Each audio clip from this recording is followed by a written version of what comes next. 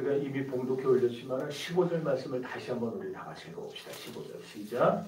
그러므로 나는 하나님의 죄로 로마에 있는 너희에게도 복음을 전하기를 원하노라. 여기 지금 너희에게도 그랬는데 너희가 누구예요? 이게 사실 로마 교인들이죠. 그리고 뭐 이제 영적으로 하면 우리 나를 말하는 거겠지만은 자 로마 교회 교인들 지난주 생각나실 겁니다. 믿음 좋다고 아주 소문난 자들이었어요. 그렇죠? 교회가 설립된 지도 20년 정도 지나서 전통도 있는 교회였습니다. 그런데 바울이 왜 그런 좋은 교회, 괜찮은 교회에 길을 쓰고 복음을 전하려고 했다. 기억나세요?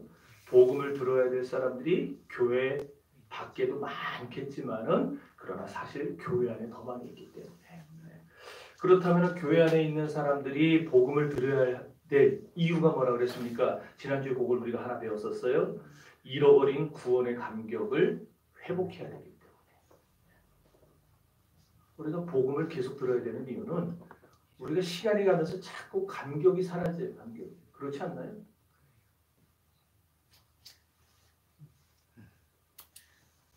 결혼하고 나서 그때 첫 감격 지금까지 이어오고 있나요?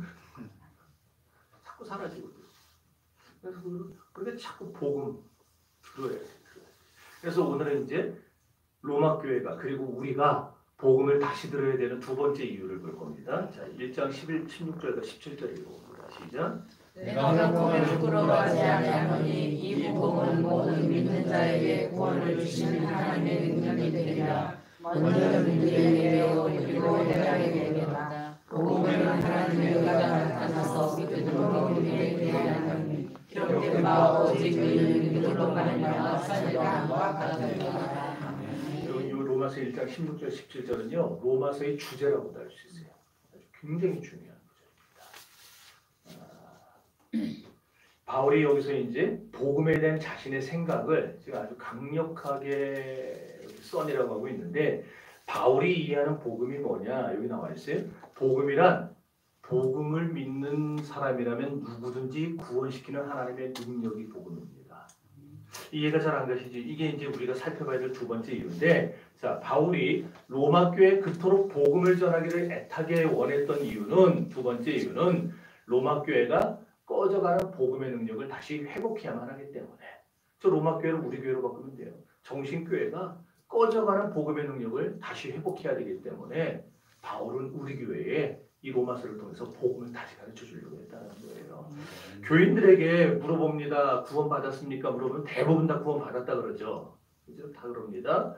그러면은 이제 또 물어요. 그러면은 구원이 뭡니까? 물으면은요 다 그런 식으로 대답합니다. 죽어서 천당 가는 게 구원입니다. 맞는 말입니다. 우리가 죽어서 천당 가는 게 천국 가는 게 구원이죠. 그렇지만은 오늘 본문을 통해서 우리가 조금 더 고차원적인 이제 생각들을 해봐야 돼요. 17절에 아까 읽었던 우리 17절 보면은 자 저기에 하나님의 의라는 말이 나와요. 중간에 노란색 밑을 보면은 복음에는 하나님의 의가 나타나서 이렇게 저 복음에는 하나님의 의를 구원으로 바꿔도 됩니다. 그러니까 복음에는 구원이 나타나서 믿음으로 믿음에 이르게 하나니.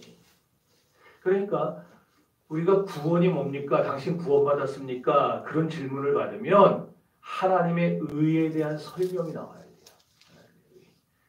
하나님의 의에 대해서는 로마서 3장에 가서 이제 자세하게 다룰 거기 때문에 그때 가서 하기로 하고 여기서 간단하게만 정리합시다. 하나님의 의는 뭐냐? 예수 믿는 믿음을 하나님께 인정받는 거.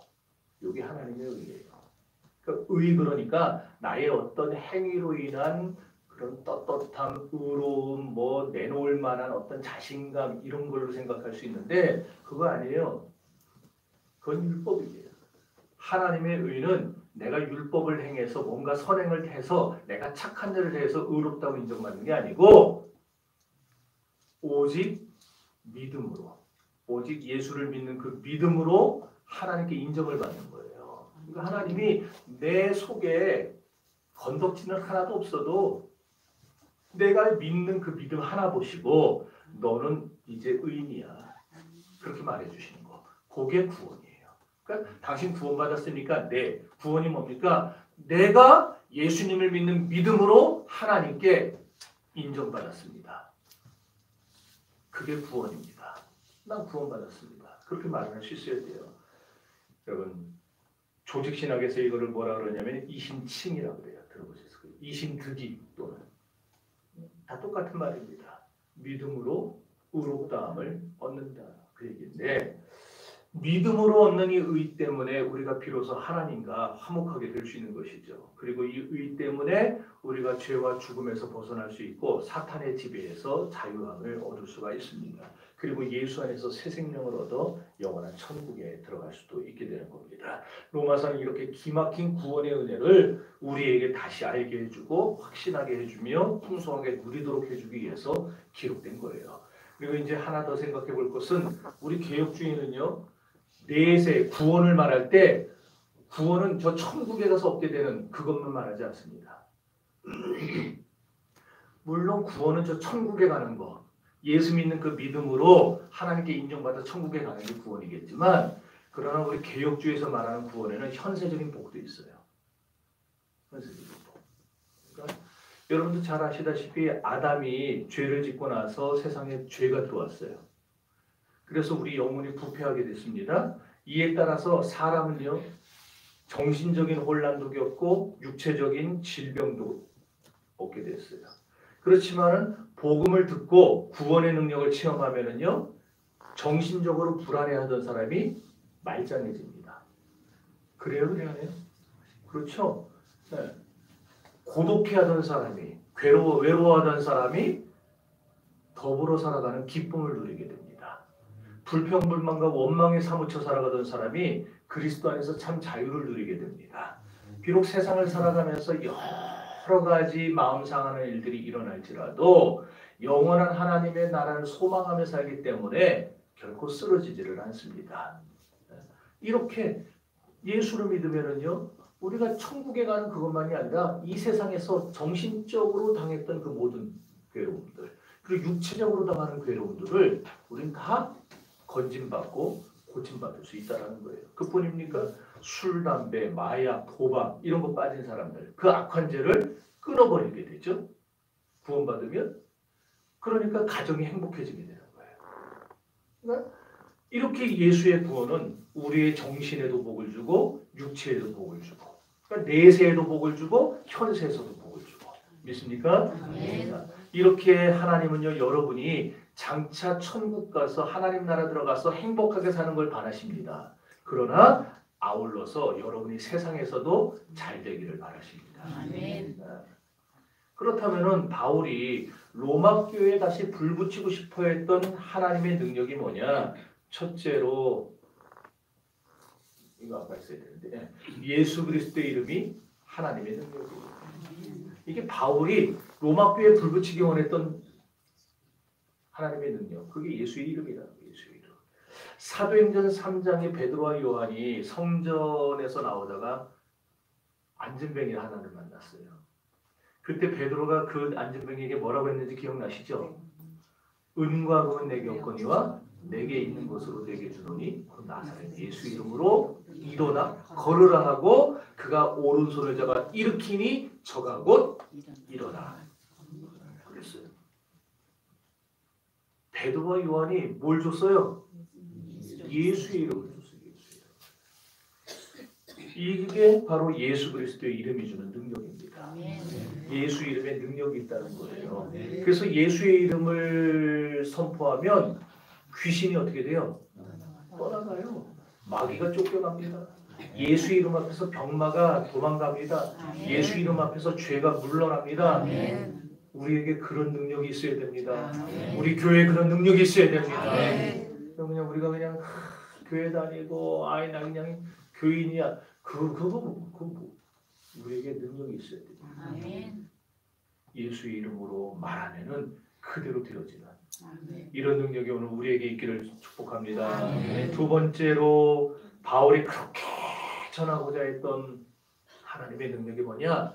예수 그리스도의 십자가와 부활이에요.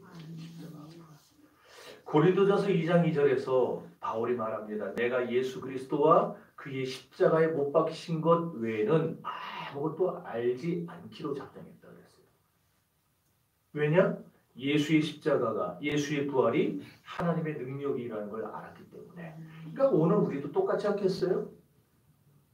우리도 예수님의 십자가, 예수님의 부활을 우리도 심령 가운데 붙들고 살 때 그것이 우리에게서 능력이 될 것입니다.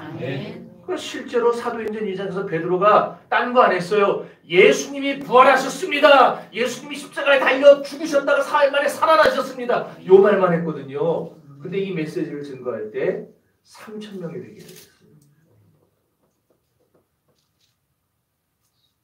이 놀라운 대역사가. 그러므로 예수 그리스도의 이름, 예수 그리스도의 십자가, 예수 그리스도의 부활이 바로 복음입니다. 이 복음만이 우리에게 구원을 주는 하나님의 능력이 되는 줄 믿습니다. 그러니까 여러분들도 복음을 전하는 사람이 되고 싶다면은 예수 이름을 선포해야 되는 것이에요. 예수님의 십자가 부활을 증거해야 되는 거예요. 교회 자랑하고 목사 자랑하는 건 복음이 아니에요. 그렇다고 아예 안 하는 건 아니고 조금씩은 하시는데 네. 여러분 전도할 때에 우리 교회 진짜 좋은 교회예요. 우리 교회 와보세요. 우리 목사님 설교 잘해요. 그거는 복음이 아니에요. 그거는 그냥 있는 사실을 갖다가 이렇게 조금 각색해서 하는 얘기고, 우리가 전해야 될 복음은요, 예수님은 우리 죄를 지시고 죽었다가 살아나셨습니다. 예수 믿으면 당신은 구원받습니다. 그럼 별거 아닌 것 같은데요, 그 말이 그 심령 속에 들어가면은요, 집에 가서도 곰곰이 생각해 봅니다. 계속 기억이 납니다. 그리고 언젠가 그 사람이 하나님의 택한 백성이라면 언젠가 그 영혼은 하나님 앞에 나오게 되어 있어요. 그러니까 여러분 예수만 증거하시기를 바랍니다. 그런데 중요한 거는요, 이렇게 우리가 예수의 이름을 선포하고 예수님의 십자가와 부활을 증거하면은요, 그런 성도에게 하나님이 뭘 주신다고 했냐면 권능을 주시겠다, 능력 주시겠다. 그래서 지금 계속해서 능력만 하고 있죠. 자, 사도행전 1장 8절입니다. 시작. 오직 성령이 너희에게 임하시면 너희가 권능을 받고 예루살렘과 온 유다와 사마리아와 땅끝까지 이르러 주의 주님이 하시니라. 아멘. 보세요. 예수님의 증인되는 자에게 성령의 권능을 약속하셨어요. 그러니까 우리가 예수님의 복음 전하고 예수님의 십자가 전하고 예수님의 이름 전하고 예수님의 죽음을 전하고 예수님의 그러면은 오늘 그렇게 되려면 우리에게 뭐가 필요해요? 힘이 필요해요. 힘이. 우리가 힘이 있어야 사람들을 설득하죠. 힘이 있어야 사람들을 변화시키죠. 그러니까 우리가 예수님의 이름 전하고 예수님의 십자가 부활을 전하면은 하나님이 우리에게 힘을 주세요. 그 힘으로 우리가 전도하는 거고 그 힘으로 변화시키는 거예요. 내 힘으로 하는 거 아니에요. 내 힘으로 하면은요, 안 믿고 자꾸 깐죽거리잖아요. 그러면 아이고 진짜 이걸 이렇게 된다니까요. 아우 저 인간 내가 그렇게 오라고 해서 안 온다고. 그렇게 됩니다. 우리는요, 예수님의 이름을 전하고 예수님의 십자가 부활만 전해야 됩니다. 그렇게 할 때 주님이 우리에게 약속한 대로 능력을 주세요. 그러면 우리 같은 사람도 주님 이름으로 선포하면 병이 낫지 않겠어요? 실제로 그러잖아요. 별거 아닌 목사지만 하나님이 주의 이름으로 선포할 때에 주님이 낫게 하는 역사도 우리 교회에 많이 보여주셨잖아요. 안 믿으시나?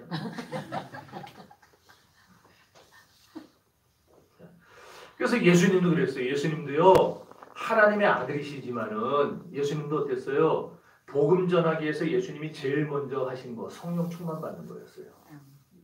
그러잖아요. 예수님이 성령 충만 받을 이유가 없잖아요. 예수님이 하나님인데. 그럼에도 불구하고 주님은 성령 충만을 받았어요. 그러고 나서 하나님의 힘으로 복음 전하고 3년 동안 공생의 생활을 하신 거예요. 성령의 강력한 권능들을 행사하셨어요. 이 영적 원리가 오늘 우리들에게도 그대로 적용되는 겁니다. 그렇다면 여러분, 자 이제 하나 물을게요. 우리가 복음을 전할 때 직접적으로 전할 수도 있고 간접적으로 전할 수도 있고 뭐 다양하게 전할 수 있는데, 그런 복음을 전하는 행동이 사탄을 공격하는 행동일까요? 아니면 사탄의 공격을 막는 방어적인 그런 행동일까요? 사탄을 공격하는 행동이죠. 그러니까 여러분들이 간단해요. 누군가에게 가서 예수 믿으세요 그렇게 한마디 하는 거, 그게 사탄의 세력을 공격하고 깨뜨리는 놀라운 일이 되는 거예요. 그게. 별거 아닌 것 같아도. 그러니까 태신자 전도하고 안 믿는 사람에게 가서 선물 하나 전해주고 예수 믿어. 우리 교회 같이 가자. 요 한마디 하는 게 사탄에게 잡혀있던 사람의 세력을 깨뜨리는 엄청난 일이 되는 거예요. 사회생활하면서 나는 예수 믿는 사람입니다. 소개하는 거. 뭐 복음 안 전해도 나는 예수 믿는 사람입니다. 떳떳하게 드러내는 거죠. 밥 먹으러 갔을 때 기도하고 성경 공부하고 이런 거. 이 모든 것도 다 사탄을 공격하는 행동이에요. 심지어 여러분들이 주일날 그리고 오늘 수요일, 금요일 새벽에 나오는 거, 예배당 나오는 거 있죠? 예배당 나와 예배자리에 앉는 이것도 사탄을 공격하는 행동이에요. 그러니까 이런 행동들을 여러분들은 지금 하루에도 몇 번씩 하고 있잖아요. 그러잖아요. 회사에서, 직장에서, 사업장에서 여러분들은 예수 믿는 티를 내면서 살고 있고 때 되면 예배당 나오고 그리고 시간 되면 여러분들 기도하고 이런 것들 이 모든 것들이 여러분은 아무것도 아닌 것처럼 생각하고 있을 수 있지만은 사실 그 모두가 다 사탄의 세력을 깨뜨리는 행동들이고 사탄의 영역을 부숴버리는 행동들이라는 거예요. 그러니 그런 일을 할 때 하나님이 어떻게 하신다고요? 권능을 주신다. 아멘.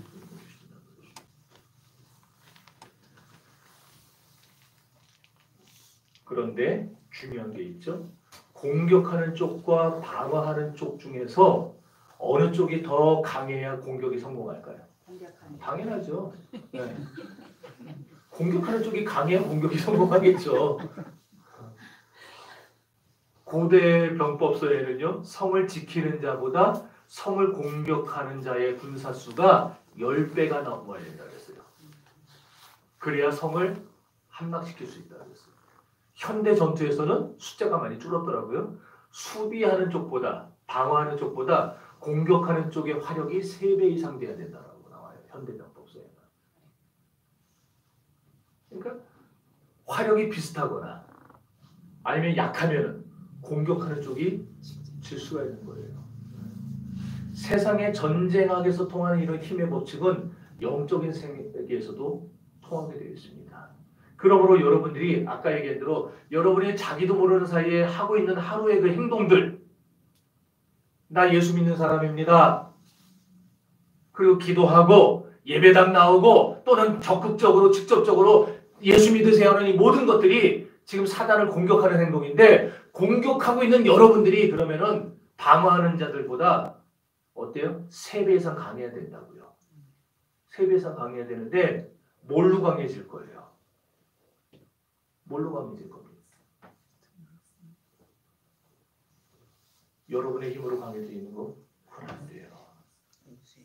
성령의 권능을 받아야 되는 거예요. 그런데 너무나 감사하고 귀한 거는 주님이 주신대잖아요. 우리가 그 공격을 하려고 마음 먹고 공격하러 들어가면 주님이 우리에게 그 권능을 주신대잖아요. 보장받았잖아요. 그러니까 여러분 두려워하지 말고 매일매일 여러분의 영역에서 그런 행동들을 자꾸 늘려나가세요. 주님과 만나는 시간 조금 더 늘려나가시고 복음 전하는 시간을 한마디 했으면 이번에는 그냥 한마디 반을 하고 오늘은 조금씩 늘려나가세요. 그러면은 하나님이 그 공격이 성공할 수 있도록 여러분에게 권능을 주실 것입니다. 아멘. 오늘 16절 보면은 뭐라 그랬어요? 복음은 모든 믿는 자에게 구원을 주시는 하나님의 능력이 됩니다. 이게 뭐라 그래요? 모든 믿는 자. 한 사람도 빼앗지 않는다는 거예요. 믿는 모든 사람을 구원해요. 그러니까 한국인이든지 유럽인이든지 아프리카인이든지 아마존의 원시인이든지 예수 믿으면 구원받는다는 거예요. 그게 첫째는 유대인에게 또한 헬라인에게로다라는 말의 의미입니다. 여러분 하나님은요 예수를 믿기만 하면 어느 누구도 차별하지 않습니다. 그리고 누구나 다 구원하시는 사랑의 하나님이신 줄을 믿으시기를 바랍니다. 그리고 여기서 우리는요 예수님의 복음 자체가 가지고 있는 이 능력이 그 무엇과도 비교할 수 없이 강하기 때문에 구원받기 위한 조건이 복잡하지 않고 딱 하나밖에 없다는 사실을 깨닫게 됩니다. 그 조건이 뭐냐? 그게 믿음입니다. 불교에는 천주교에는 조건들이 참 많아요. 극락 가기 위해서 천국 가기 위해서 해야 될 게 너무 많습니다. 그런데 우리 기독교에는 딱 하나밖에 없어요. 예수만 믿으면 된다는 겁니다. 아멘. 여러분, 복음에는 하나님의 의가 나타나서 믿음으로 믿음에 이르게 하나니, 믿음으로 믿음에 이르게 한다. 이게 무슨 말이겠어요? 시작도 믿음이고 끝도 믿음이라는 얘기예요. 예수님이 당신 스스로를 가리켜서 나는 알파 오메가요, 처음과 나중이라 그랬죠? 네. 예수님, 그러니까 처음도 예수님이고 나중도 예수님이에요. 지금 이 말을 지금 바울이 하고 있는 거예요.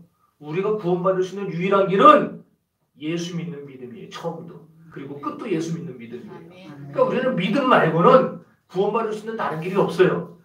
그걸 분명히 아셔야 됩니다. 얼마나 단순합니까? 오직 예수만 믿으면 구원받는다는데, 오직 예수만 믿으면 우리에게 능력을 주신다는데, 오직 예수만 믿으면 복음의 권능을 주신다는데, 간단하잖아요. 사랑하는 성도 여러분, 그러므로 우리들은요, 세상을 살아갈 때 예수의 이름, 예수님의 십자가, 예수님의 부활, 이 세 가지를 놓치지 말아야 됩니다. 이걸 붙들고 살아야 돼요. 왜? 이 세 가지가 우리에게 능력을 주는 하나님의 구원이기 때문에. 예수 믿는 사람은요, 아이부터 어른까지 항상 이 능력으로 성령의 권능을 무장해야 됩니다. 근데 너무나 안타까운 소식은 뭐냐? 이렇게 그 자체로 너무나 놀라운 하나님의 능력이지만 그 능력이 우리들의 약점에 의해서 제재를 받을 수가 있어요. 무슨 말입니까? 하나님의 능력이 어떻게 인간에 의해서 제재받습니까? 이 뭐냐면 신자가 육신이 약해질 때에 경우에 따라 이 성령의 힘이 약해질 수 있다는 거예요. 무슨 말이냐? 예를 들어서 우리가 기도를 게을리하면은요, 우리에게 있는 능력이 약해지는 거예요. 복음을 꾸준히 듣지를 않아요. 계속해서 잘 안 듣고 우리가 복음을 이해하려고 하고 복음을 배우려고 하지도 않아요. 그러면은요, 이 능력이 100% 발휘가 안 되는 거예요. 우리가 범죄에서 성령을 근심케 할 때도 이 능력이 식어버립니다. 또는 떠나버립니다. 하지만 솔직히 아무리 잘 믿는 사람이라 해도, 목사라 해도 시종일관 똑같을 수는 없잖아요. 어떨 땐 약해지고 어떨 땐 강해지잖아요. 그게 사람이니까. 그래서 우리들은요, 목사든 아니든 모든 신자들은요, 애들도 어른도 이 능력을 잃어버리지 않기 위해서 언제나 최선을 다해야 되는 겁니다. 그래서 우리는 최선을 다해서 예수 믿는 믿음을 놓치지 않도록 훈련을 해야 되는 거예요. 그래서 기도도 훈련이에요. 기도도 훈련. 자기 개인은 앉아갖고 하나님과 교통하면서 기도할 수 있겠지만 즉 이렇게 교회로 모였을 때나 공동체로 모였을 때는 기도도 훈련이에요. 그래서 내가 기도하는 거, 이 내 간절히 기도하는 모습과 그 기도의 소리를 통해서 내 옆에 있는 사람이 도전받고 그 사람도 기도의 세계로 들어올 수 있고. 그러니까 나는 기도할 때, 같이 기도할 때는요, 여러분 다른 사람들의 믿음의 유익을 생각하면서 내가 지금 힘들어서 소리 내기 귀찮아도 힘들어도 나 아는 사람들의 유익을 위해서 기도해야 되는 거예요. 찬송도 훈련이고 성경 보는 것도 훈련이고 우리의 신앙생활은 다 훈련이에요. 평상시에 훈련을 많이 해놔야 전쟁이 시작되면은 도망 안 가고 싸울 수 있는 거예요. 군대 가가지고 그동안 내 앉아서 그거밖에 없어요. 땅 파고 그 다음에 시간 남으면 제식 훈련하고 그거밖에 없어요. 네? 지금도 기억해요. 찔러. 길게 찔러. 때리고 맞고 돌려치고. 30년이 지났어요. 어마어마하게 해야 돼요. 맨날 해야 돼갖고 지금도 기억해. 그래서 웃기는 게 우리들 이 나이에도 몇 명 모이기 전에 그런 빗자루 들고 서는데 안 되니까. 제식 훈련했던 거. 근데 그때 그렇게 훈련을 해놓으니까 그냥 나오잖아요. 근데 그때 훈련 안 해놨으면 어떻게 되겠어요? 못하는 거예요. 마찬가지. 신앙도 훈련을 평소에 해놓은 사람이 위급할 때 써먹을 수 있는 것이지 아멘. 평소 신앙 훈련 안 해놓으면요 위급할 때 뭘 해야 될지 몰라서 엉벙덩벙대다가 끝나버리는 겁니다.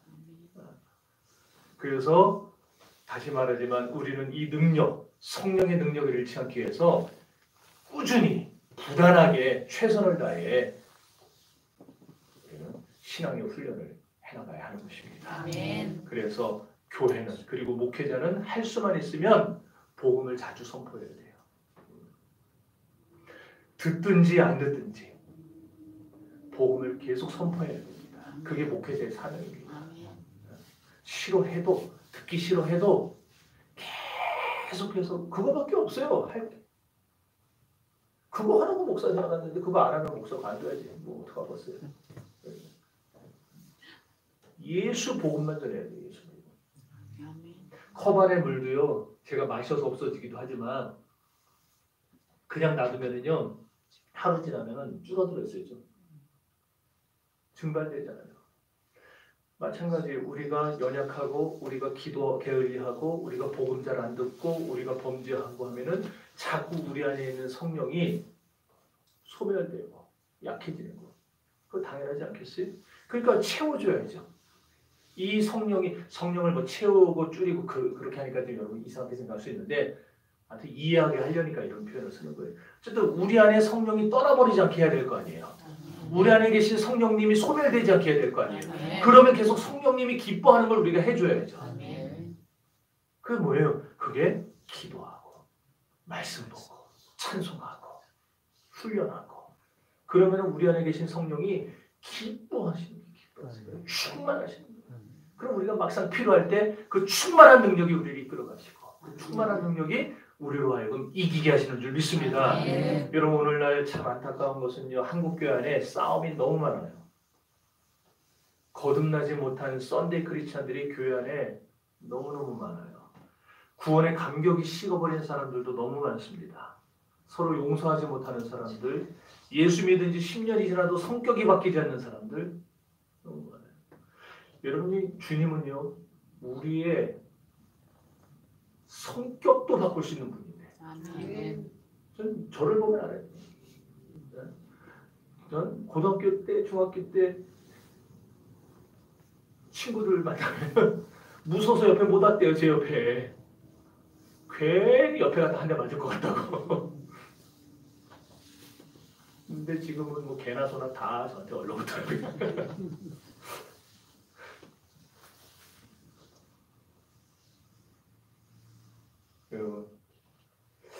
교회 안에서는 인류인 교인들이 참 많은데 교회 밖에 나가면은 안 믿는 사람과 똑같은 교인들이 너무너무 많아요. 심지어 복음을 부끄러워하는 교인들도 있어요. 나 예수 믿는 사람입니다라는 말을 못해요. 이게 바로 복음의 능력, 성령의 능력을 잃어가고 있는, 상실해가고 있는 증거예요. 만약에 여러분이 제가 어디 나가서 나 예수 믿습니다 말을 못한다면 어디 나가서 예수 믿어야 구원받습니다 말을 못한다면 내가 복음의 능력을 잃어가고 있는 사람이에요. 한국교회가 아니 저만 봐도 제가 예수님의 이름을 얼마나 많이 들먹입니까? 통성기도 할 때 내가 나사렛 예수 이름으로 명하네 모든 병을 떠났지어다 얼마나 많이 합니까? 그런데도 제가 들먹이는 예수 이름에 아무런 능력이 나타나지 않는 것 같아서 부끄럽습니다. 또 우리 이 세상 보세요. 지금 우리 이 나라 보세요. 십자가는 얼마나 경상도 말이, 전라도 말이 천지빛깔이라는 거. 얼마나 많습니까? 십자가가. 어떤 사람은요 목걸이도 십자가고 귀걸이도 십자가고. 아직 십자가 천재예요. 우리나라는요 옥상에 십자가를 마음대로 세울 수 있는 나라죠. 그죠? 기독교 국가로 시작했던 미국이요 종교의 자유를 인정하고 케네디 대통령 때 기독교 국가였는데 헌법이 기독교 성경을 가지고 헌법을 만든 나라인데 케네디 대통령이 헌법을 개정해 버렸어요. 종교다원주의를 암묵적으로 받아들였습니다. 그러고 나서 건축법까지 바꿨어요. 뭐라 바꿨느냐? 모든 교회는 절대 옥상에 십자가를 내지 못한다. 그래서 미국 교회들은요, 십자가를 어디다 달까요? 옥상에 못 다니까. 건물 위에 못 다니까. 어디다 달까요? 여기다 달아요. 벽에다가.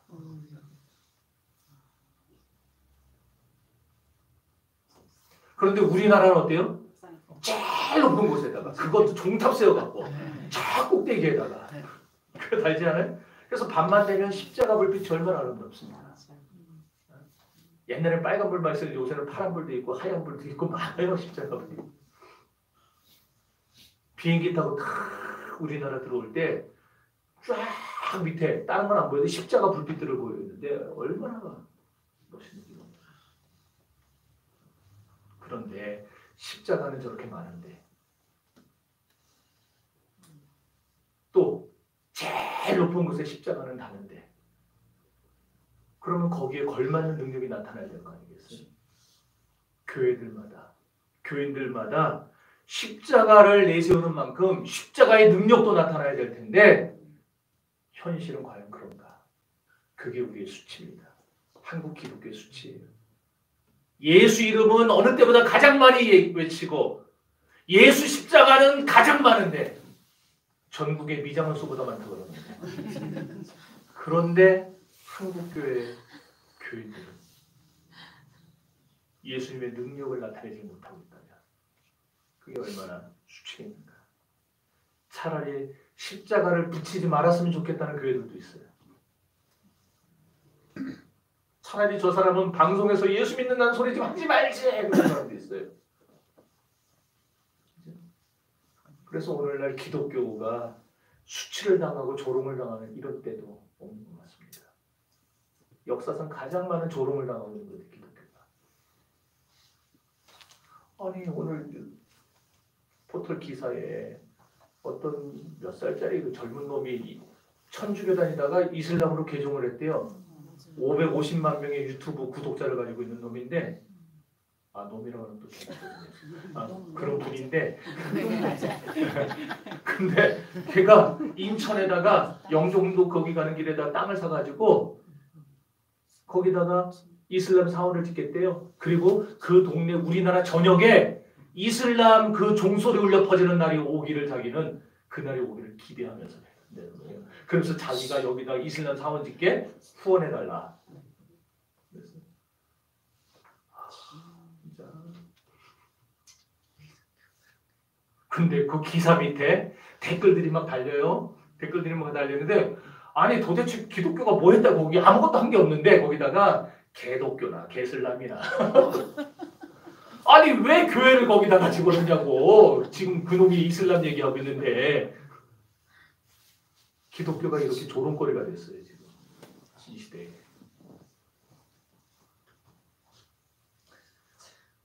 왜요? 우리가 예수 이름은 어느 때보다 많이 외치고 예수 십자가는 어느 때보다 많아졌지만 그 교회 안에 들어와 있는 저와 여러분이 예수님의 능력과 권능을 받지 못하니까 증거가 안 나타나잖아요.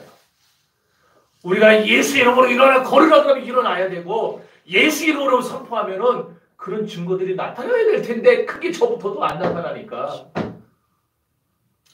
이렇게 되고 있죠. 여러분 간혹 홍수가 나오면 저 북한에서 지뢰 떠내려올 때 있죠. 그리고 간혹 뭐 6.25 때 뭐 폭탄이 땅속에 묻혀 있다가 막 발굴되는 거 그런 거 있죠, 기사들. 근데 그 중에 어떤 것들 다 보면은 불발탄이잖아요, 이런 거. 불발탄.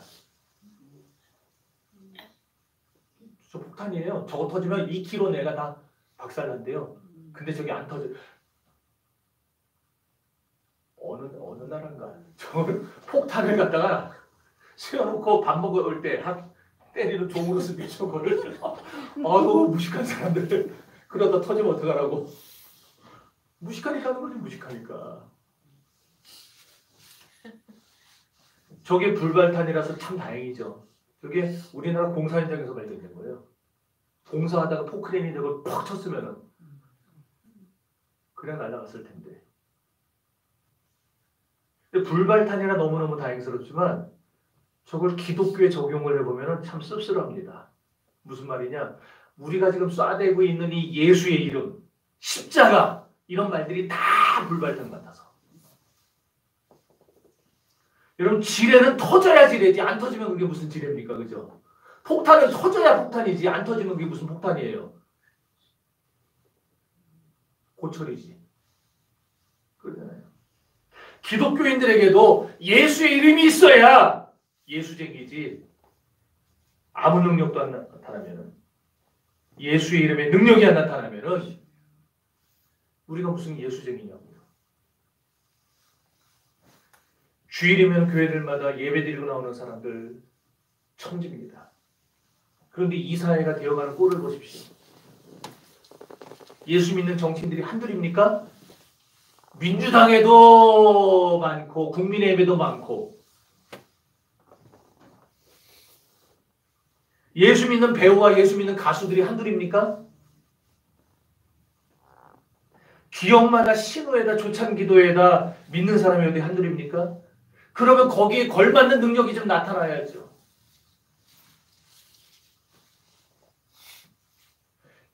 예수 이름으로 일어나 걸으라 그거는 안 나타나더라도 내가 예수 믿습니다. 난 예수 믿는 신앙으로 나 그거 못하겠습니다. 나는 탈세 못하겠습니다. 지금 시키는 그거 나는 할 수가 없습니다. 내 양심으로. 그런 능력들은 좀 나타나야죠. 목회자는 목회자대로 중직자는 중직자대로 겉모양만 거룩해 보일 뿐 경건의 능력과 복음의 능력을 잃어버린 사람들이 이 세상에 지금 어디 한둘입니까? 이런 답답한 현실이 지금 우리가 살아가고 있는 이 시대예요. 그래서 오늘 저와 여러분들은 복음을 다시 들어야 됩니다. 왜 또 복음이냐? 왜 또 예수 십자가냐가 아니라 이 세상이 그런 시대이기 때문에 그런 시대 속에서 내가 능력을 받고 권능을 행하며 살아야 되기 때문에 우리는 오늘 또 복음을 들어야 돼요. 오늘 우리는 성령의 능력이 활활 타오르는 복음을 받아들여야 됩니다. 복음을 듣고 풍성한 은혜의 세계에 깊이 빠져가지고 구원의 감격을 다시 회복해야만 합니다. 그래야 그 놀라운 예수님의 이름의 능력이 우리 것이 될 수 있지 않겠습니까? 언젠가 다시 우리를 통해서 그 능력이 나타나지 않겠습니까?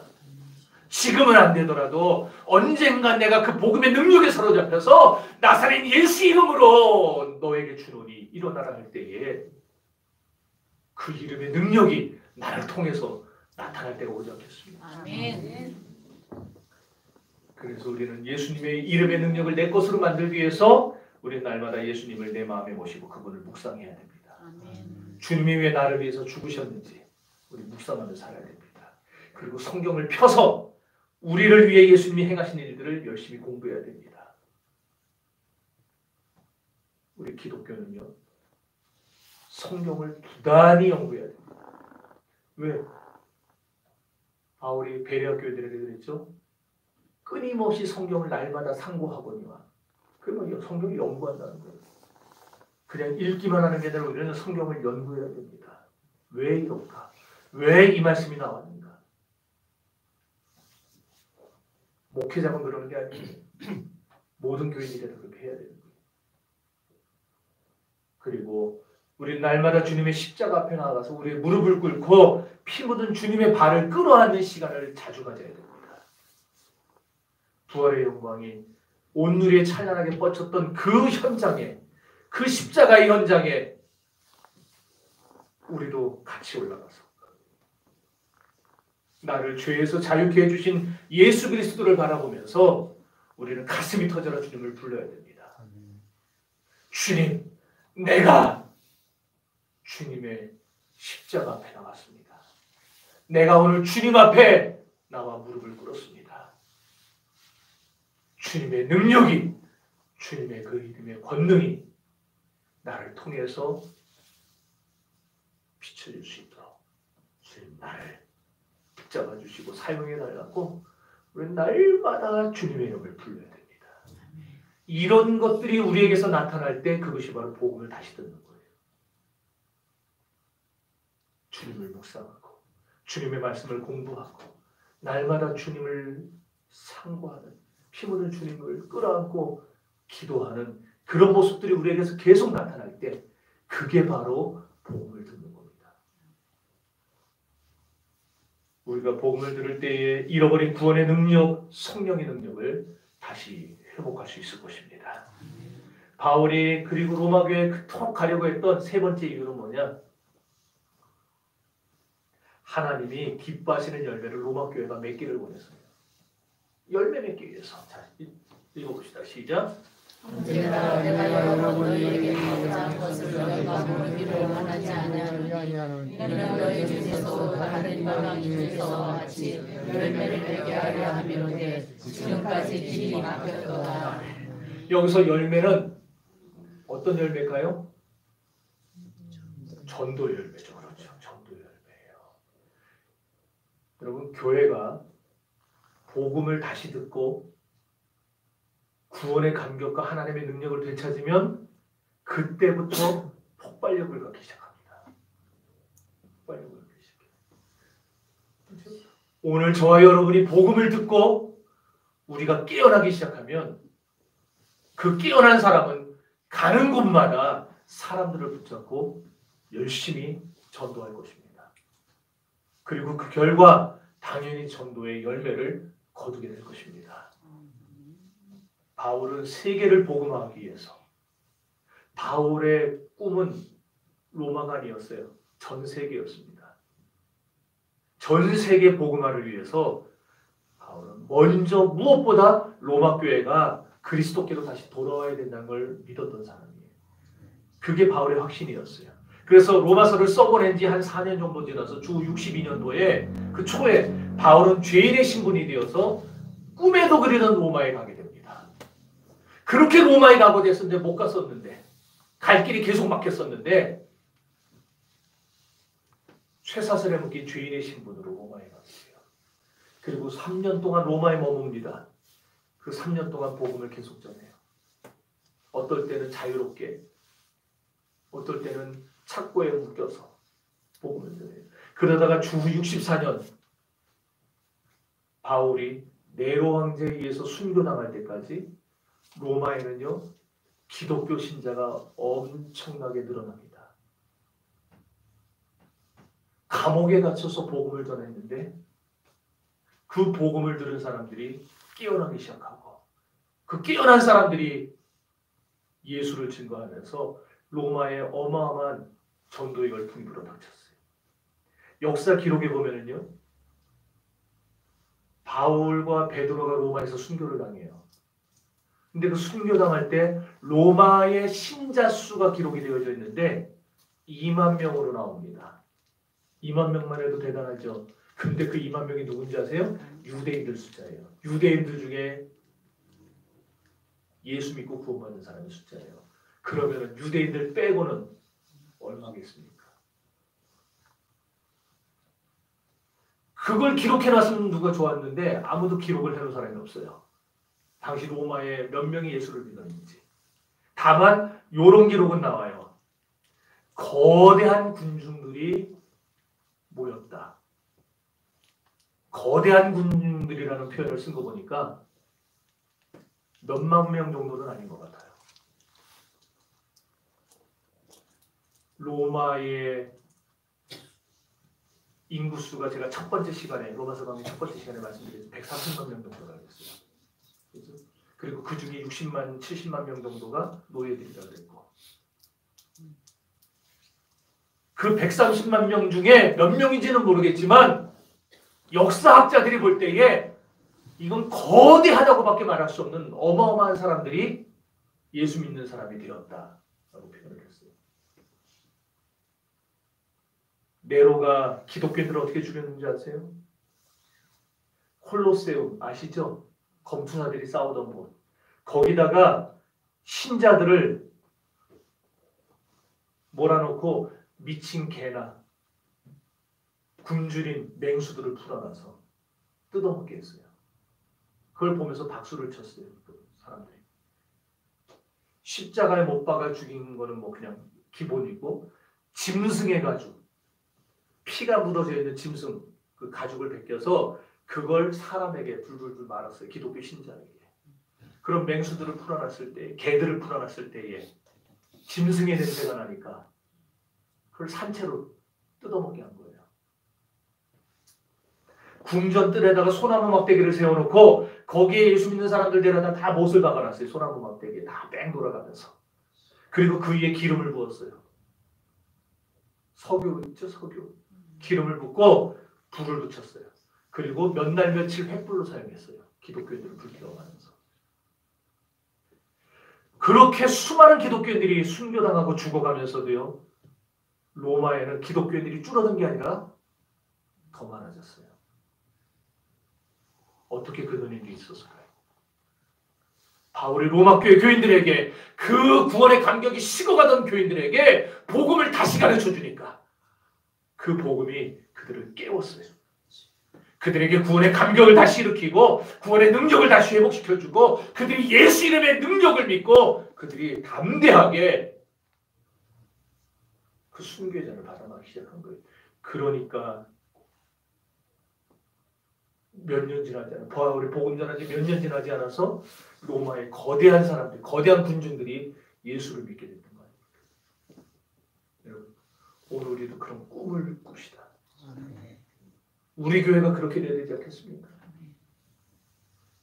설립된 지 36년이 되도록 이런 모습이 아니라 우리 교회가 정말 이 시대를 끌고 나갈 수 있는 그런 교회가 되어야 되지 않겠습니까? 한국 교회가 정신 못 차리고 방황할 때 우리 교회가 나서서 길을 보여주고 이정표를 세워주고 너희는 예수 앞에서 이렇게 행동하라고 말해줄 수 있는 그런 교회가 되어야 되지 않겠습니까? 하나님은요, 한국교회가 그리고 우리 정신교회가 구원의 열매를 많이 맺기를 바라십니다. 여러분만 예수 믿고 천국 오기를 주님은 기뻐하지 않으세요? 하나님은 모든 사람이 구원을 받으며 또한 진리를 아는데 이르기를 원하노라 그러셨잖아요. 하나님은 아무리 악한 자라도 멸망하는 것을 원치 않는다고 분명히 말씀하셨습니다. 그렇다면 우리는 어떻게 해야 되겠습니까? 무엇보다 내가 먼저 복음을 다시 들어야 됩니다. 그리고 복음 듣고 내 안에 구원의 감격을, 구원의 능력을, 복음의 능력을 회복해야 됩니다. 그러고 나서 다윗이 간구했던 것처럼 구원의 즐거움을 회복하고 그리고 우리는 나와 마찬가지로 예수 믿는 사람들을 만들어내야 됩니다. 복음만 전하자 그러면은 숨지 마시고 담대하게 예수를 전하면서 우리 주님의 나라를 확장시켜 나가는 저와 여러분이 되시기를 바랍니다. 언젠가 택시를 타서 택시 기사한테 그랬어요. 예수 교회 다니세요? 그랬더니 자기 아내는 다닌대요. 자기는 안 다닌다는 얘기잖아요.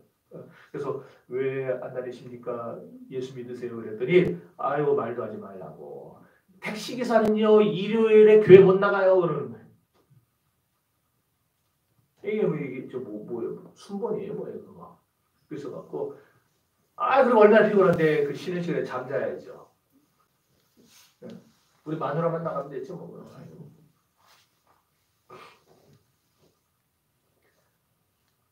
제가 계속 택시 타면서 전도할 수 없잖아요. 택시 기사를 전도하려면 택시 기사가 예수를 믿어야 돼요. 우리 교회에서 택시 기사가 좀 들어와야 돼요. 택시 기사가 믿음 좋은 택시 기사가 들어와서 택시 기사들을 전도해야 돼. 같이 쉬는 시간에 기사 식당에서 밥 먹으면서 막노동하는 현장에 그들을 구원하려면 공사 현장으로 들어가서 함께 일할 수 있는 사람이 예수 믿어야 돼요. 제가 가서 막노동하면서 그들과 같이 할 수는 없잖아요. 그러니까 그런 일을 하시는 분들 중에 믿음 좋은 분들이 우리 교회에 들어와야 됩니다. 그래서 그들과 현장에 들어가서 같이 전해야 돼요. 그래야 그들의 형편을 알고 사정을 아니까 그 하는 말이 그 마음에 들어오겠죠. 주식 분석하는 사람들을 전도하려면 주식 분석하는 사람이 우리 교회에 들어와야 돼요. 그 사람이 전도해야 돼요. 그 여기 들어가서. 주식에 쥐뿔도 모르는 제가 가서 전도한다고 되겠습니까? 그래서 우리 교회에는요, 우리 교인들이 다양한 사람들이 들어와야 됩니다. 다양한 사람들이. 그래서 그들을 키워서 사회 다방면으로 보내줘야 돼요. 우리 청년들이 AI를 접목한 뭐 사물 인터넷 한다고 막 꿈에 지금 막 있어요. 제가 그래 너 그 분야로 너는 최고가 되어라. 그럼 그 분야에 가서 전도를 해야 돼요. 각계각층의 사람들에게 파고들어서 복음으로 하나님의 구원의 능력을 입증해야 됩니다. 우리 보험하는 분들은 보험회사 들어가서 전도해야 되고, 부동산 하는 분들은 부동산계에서 전도를 해야 되고.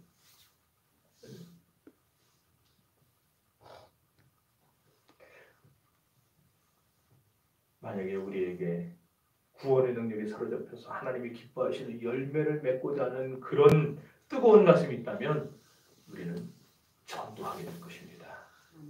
옛날에 이 얘기만 하고 마실게요. 어떤 중학생 아이가 은혜를 받았어요. 그런데 그 애 아빠는요, 아내 때문에 어쩔 수 없이 교회 나오는, 그것도 어쩌다 1년에 한 100번 나오는 그런 썬데이 크리스찬 중에 썬데이 크리스찬이었어요. 관련 광고 일을 했어요. 맨날 관련 광고를, 광고 관련 일을 했어요.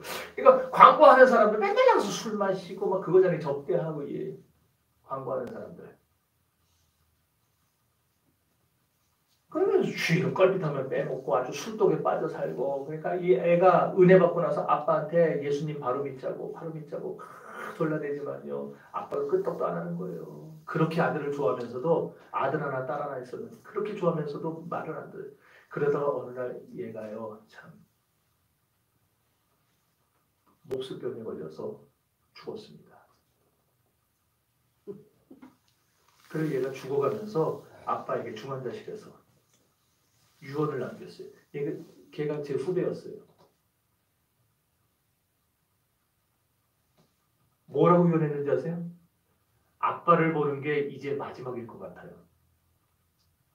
엄마와 누나는 나중에 천국에서 다시 만나게 되겠지만 아빠는 두 번 다시 못 볼 것 같은데 저는 아빠를 꼭 좀 만났으면 좋겠어요. 아이 아빠가 그 주부터 주일 예배는 물론이고 수요 예배, 금요 철야 나오죠. 그리고 몇 년 뒤에 한수 집사가 되고 몇 년 뒤에 장로가 됐어요. 그 교회 장로님이 되셨어요. 구원의 감격을 맛본 그 중학생 아이가 자기 아빠를 변화시켰고, 그 아빠가 변화되고 난 다음에 많은 사람들을 전도했어요. 이렇게 안 믿는 식구를 보면 못 견디는 마음, 안 믿는 이웃을 보면 못 견디는 마음이 우리 가운데 회복이 되어야 됩니다. 우리 모두가 그런 사람이 될 수 있기를 바랍니다. 아멘. 그러기 위해서 우리는 오늘도 내일도 복음을 다시 듣는 자리로 나가야 됩니다.